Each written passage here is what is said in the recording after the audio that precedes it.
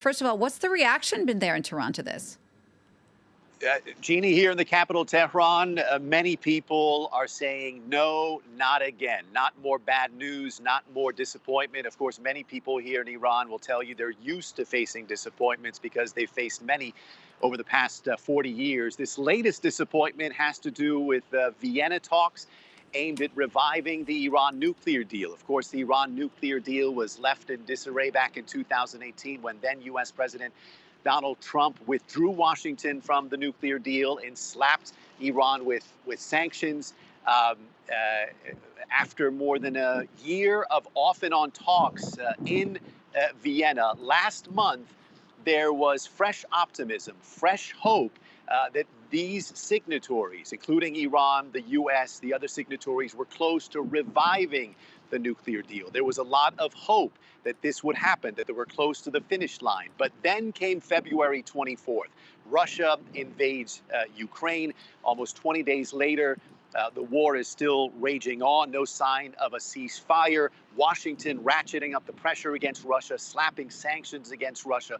And then last week, suddenly, word out of Vienna was that these talks were going to be halted due to external factors. Diplomats say that those external factors have to do with Russia's demands to Washington. Essentially, Russia telling Washington, give us sanctions relief for the war in Ukraine. Otherwise, we won't support the Iran nuclear deal. Russia, of course, a major signatory to the deal, seemingly a supporter of the deal, but now apparently holding the deal hostage. No word on when the talks in Vienna will resume. So many people here in Iran shaking their head at more disappointment. Reza, has Tehran responded in any way to Russia's demand on sanctions, or has it made any comments about what's going on in Ukraine at the moment? They haven't been very outspoken. The statements that they've made have been tempered. They've spoken out against the war. They say they're against the Russian invasion of Ukraine. They've also said they're against Washington's sanctions against Russia.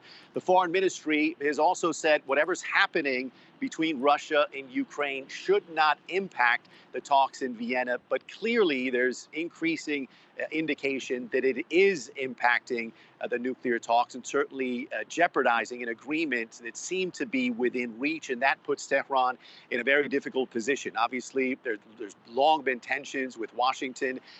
Those seem to be addressed when it comes to the nuclear deal. Now, potentially tensions with Moscow, but the foreign minister in his visit to Russia is seemingly trying to play down those tensions. But all of this doesn't bode well for the Vienna talks and the prospects of reviving the nuclear deal. Reza, thanks for that. Reza Sayah reporting there live from Tehran.